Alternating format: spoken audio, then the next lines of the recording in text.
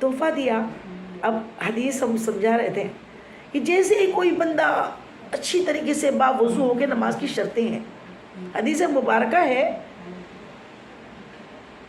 نماز جنت کی کنجی ہے. جنت کا دروازہ نماز سے کھلے گا. سب سے پہلے اگر حساب کسی چیز کا ہوگا تو وہ نماز کا ہوگا. سب سے پہلے نماز پوچھی جائے گی, نماز کتنی پڑھی تھی, کتنی چھوٹی تھی. اور نماز کی کنجی طہارت ہے. بنا پاکی کے نماز منع ہے. طہارت کے ساتھ نماز پڑھنا ہے. غسل کی ضرورت ہے تو غسل کریں گے, اور وضو کی ضرورت ہے تو وضو کریں گے.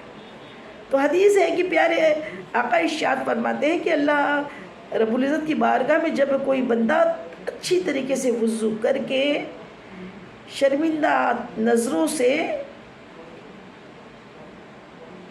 اللہ کی بارگاہ میں نماز کے لیے کھڑا ہوتا ہے نا, اللہ کی رحمت کو جوش آتا ہے.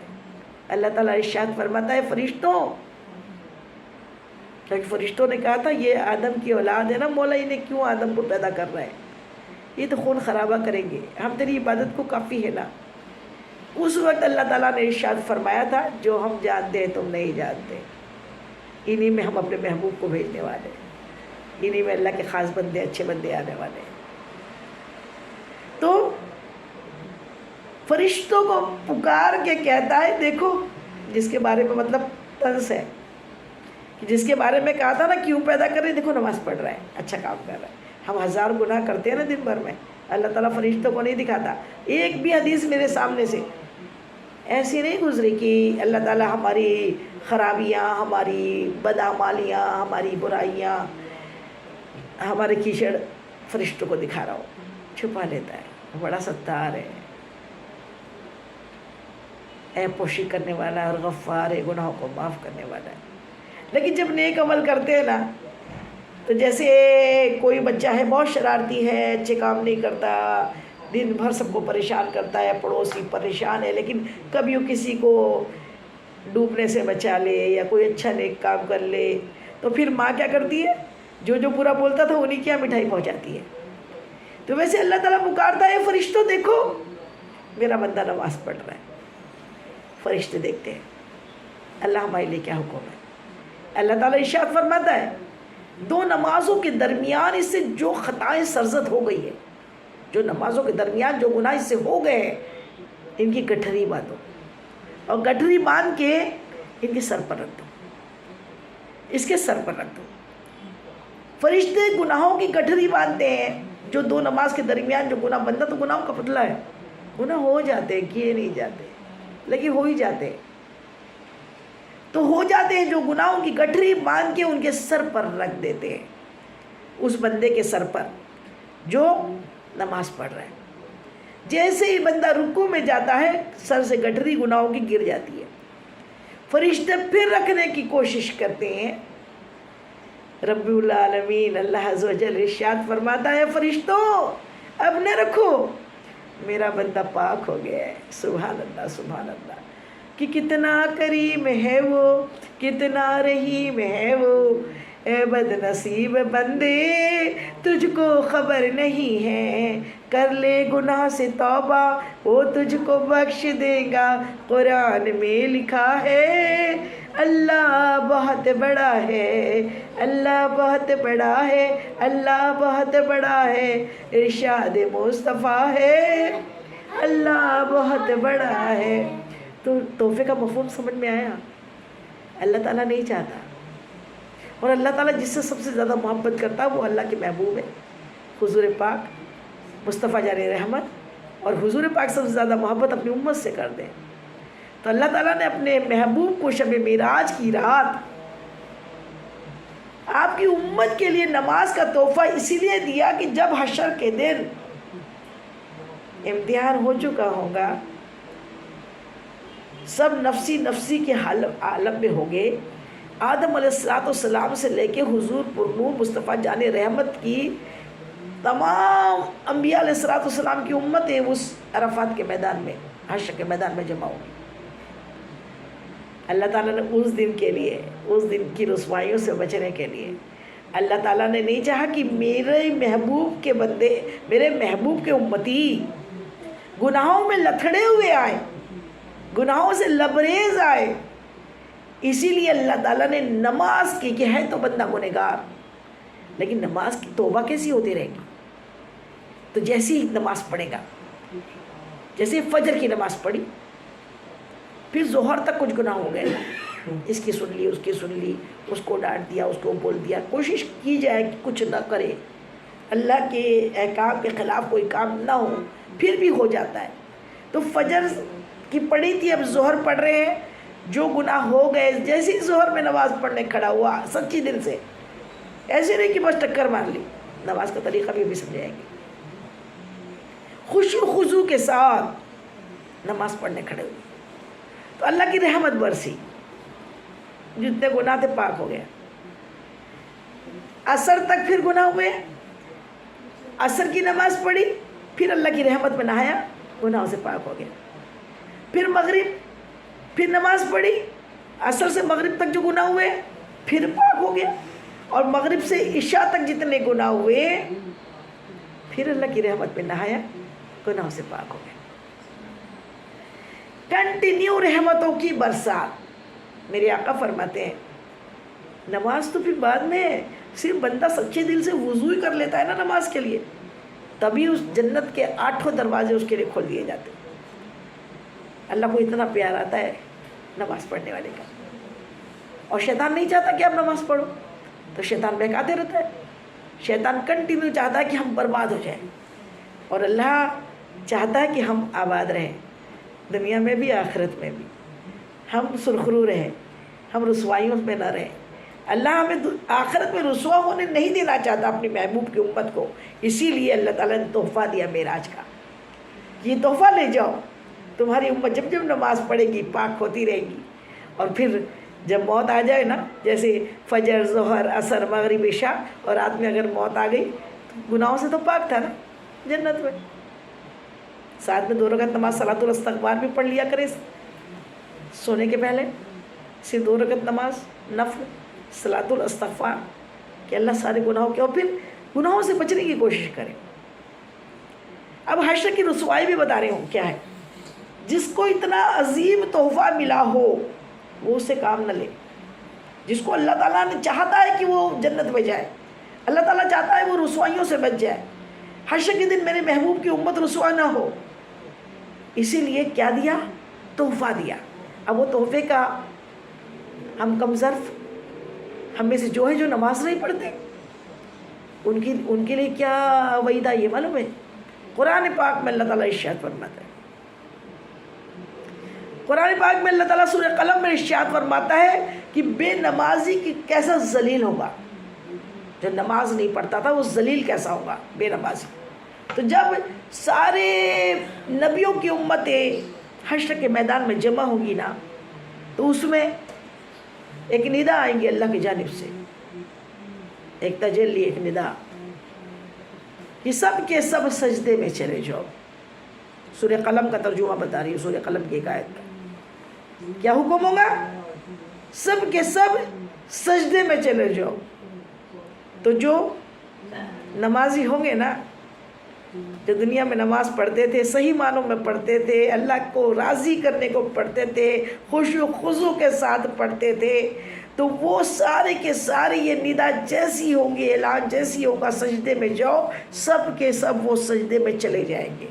اور جو دنیا میں گمراہ تھے، کفر کیا تھا اور کنٹینیو اللہ کے نافرمان بنے رہے، وہ چاہیں گے کہ سب سجدے میں گئے ہیں اب میں بھی چلے جاؤں، تو ان کی کمر ایسی ہو جائے گی جیسے تختہ.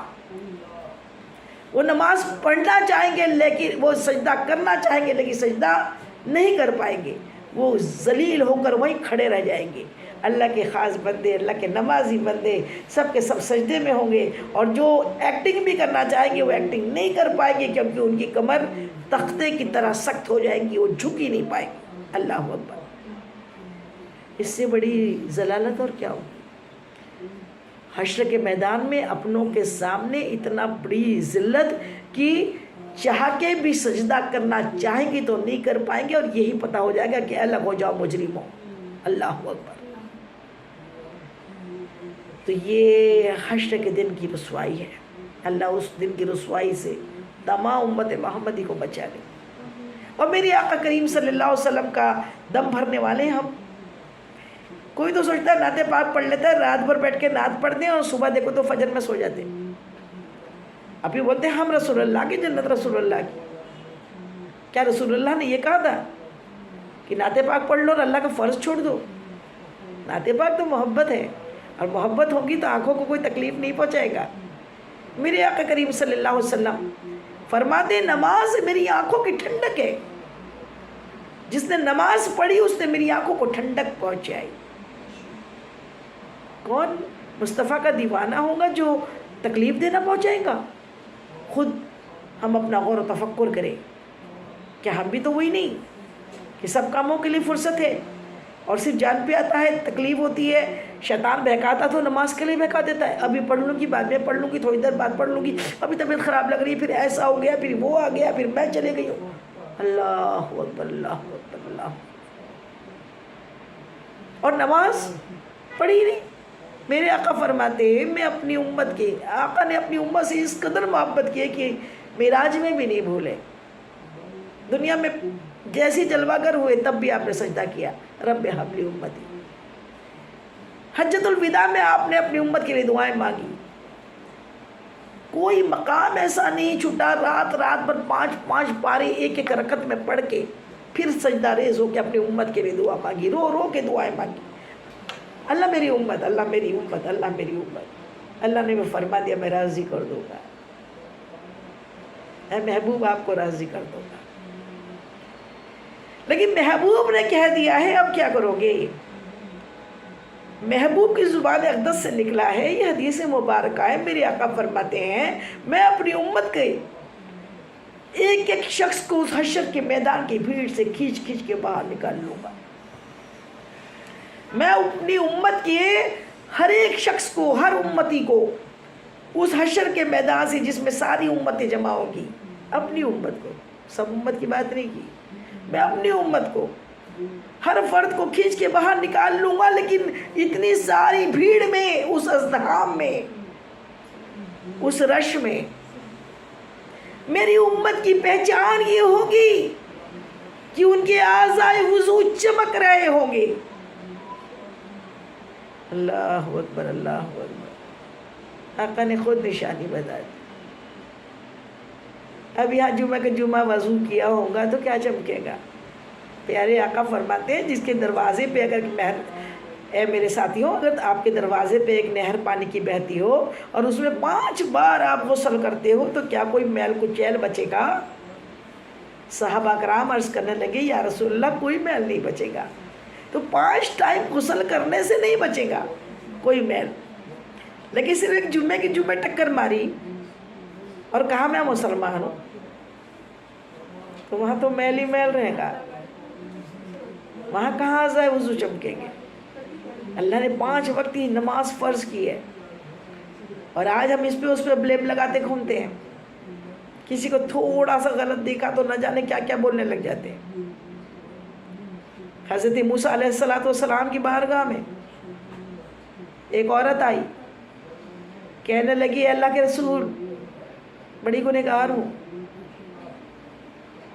میں نے توبہ کی ہے، لیکن آپ کی بارگاہ میں آئی ہوں کہ آپ بھی میرے لیے اللہ سے عرض کر دے، توبہ کر دے، میرا گناہ بڑا سنگین ہے۔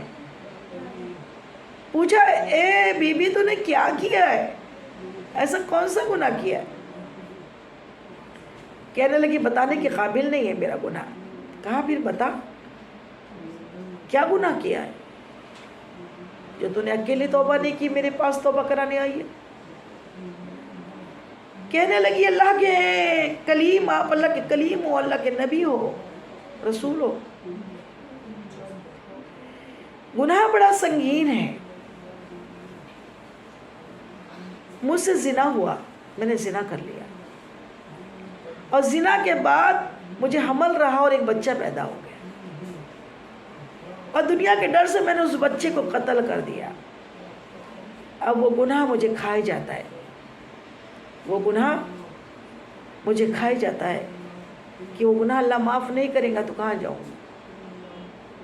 جیسی یہ بات سننی تھی تو موسیٰ علیہ السلام، موسیٰ کلیم اللہ نے جلال کی حالت میں اس سے کہا کہ تو یہاں سے نکل جا، اے عورت تو نے کتنا سنگین گناہ کیا، زنا بھی کیا، بچے کو قتل بھی کر دیا، اور اب تو توبہ کی امید کرتی ہے۔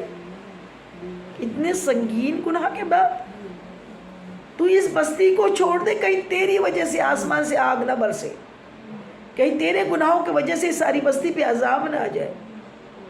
وہ عورت روتی ہوئی وہاں سے نکل گئی۔ اللہ تو 70 ماؤں سے بڑھ کر محبت کرتا ہے۔ اللہ تعالیٰ نے اسی وقت جبریل امین کو بھیجا۔ جبریل علیہ السلام آئے، کہا آپ نے جو اس عورت کو اپنی بارگاہ سے نکال دیا، اس کے لیے توبہ نہیں مانگی اللہ سے، اللہ کو اچھا نہیں لگا۔ موسیٰ علیہ السلام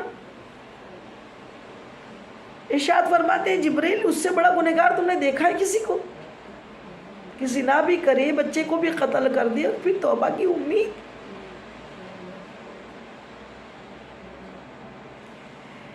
جبریل علیہ السلام اللہ سے سیکھ کر آئے تھے۔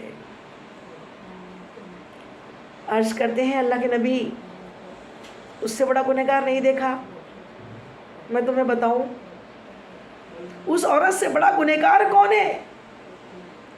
اس عورت سے بڑا گنہگار وہ ہے جس نے جانتے بوجھتے ایک وقت کی نماز قصداً قضا کر دی۔ اس نے ایک بچے کا قتل سے بھی بڑا گناہ کیا، زنا کرنے سے بھی بڑا گناہ کیا، بغیر کسی شرعی عذر کے جانتے بوجھتے نماز اس نے قضا کی۔ اس زناکار اور قاتل عورت سے بڑھ کر گنہگار ہے۔ اللہ اکبر، اللہ اکبر۔ ہم غور و تفکر کریں، ہم نے کتنی نمازیں قضا کی ہے، کیسی اللہ کی نافرمانی کی ہے۔ وہ شیطان کیا تھا، 6 کروڑ برس سجدے کیے ہیں، زمین و آسمان کا کوئی چپا نہیں بچا جہاں اس نے سجدے نہیں کیے۔ ایک بار نافرمانی آدم علیہ السلام کی تو بے ادبی کی اللہ نے سجدہ کرنے کہا تھا، سجدے سے منہ موڑا، کیسا ذلیل ہوا، آج بھی ذلیل گھومتا ہے۔ تو نماز، اور اسی ضمن میں ایک اور حدیث مبارکہ ہے میرے آقا کریم صلی اللہ علیہ وسلم کے پاس۔ یہ تو موسیٰ علیہ السلام کا واقعہ بتایا۔ آقا کریم صلی اللہ علیہ وسلم کے پاس ایک زناکار عورت آئی، کہنے لگی بڑی گنہگار ہوں، میں نے بڑا گناہ کیا، مجھ سے زنا سرزد ہو گیا۔ کہنے لگی اللہ کے حبیب، اللہ کے نبی، میرے لیے اللہ سے دعا کر دیجئے کہ میں نے زنا کیا ہے، مجھے معافی دلا دے۔ کہا تو شادی شدہ عورت، تو نے زنا کیا، اس کی سزا تو رجم ہے۔ رجم کیا؟ پتھر مار مار کے ہلاک کر دینا۔ لیکن پیارے آقا نے جب اس کا گناہ سنا تو فرماتے، اچھا میں تو سمجھا تھا تیری عصر کی نماز فوت ہو گئی۔ کیا میسیجز ہے؟ جس طریقے سے تو باولی ہو کے، دیوانی ہو کے تڑپتے ہوئے آئی، میرے سے گناہ ہو گیا، مجھے ایسا لگا کہ تیری عصر کی نماز قضا ہو گئی۔ عصر کی نماز 5 ٹائم کی نماز تو ہے، عصر کی نماز کا بہت بڑا مرتبہ ہے، بیچ والی نماز۔ جس نے عصر کو ضائع کر دیا، اس نے اپنے بال بچوں مال کو برباد کر دیا۔ آقا کس چیز سے تشبیہ دے رہے ہیں زانیہ عورت کو، کہ تو نے زنا کیا، اس سے بھی بڑا گناہ عصر کی نماز قضا کرنے کا۔